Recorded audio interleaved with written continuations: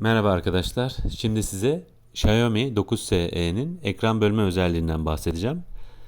Öncelikle ayrı bir program indirmeniz gerekmiyor bunun için. Çünkü kendinde yüklü böyle bir şey. Ee, Bunu göstermek için ilk önce bir sosyal medya uygulaması açalım. Örneğin Facebook'u açtık. Twitter'ı açalım. Twitter'da açıldı. Şimdi bunlar arka planda çalışıyor. Gördüğünüz gibi. Yukarıda bakın ekranı böl işareti var. Dokunuyoruz. Uygulamalardan birine basılı tutun ve buraya sürükleyin yazıyor. Bakın aynısını biz de uygulayalım. Uygulamalardan birine basılı tuttum ve yukarı doğru sürükledim. Bakın biri yerleşti. Diğerine de dokunuyorum.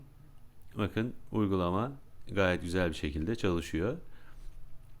Bir uygulamayı diğerinden daha büyük bir şekilde kullanabiliyorsunuz ekranda. Gördüğünüz gibi ikisi de gayet güzel bir şekilde çalışıyor. Bakın istediğiniz gibi kullanabiliyorsunuz.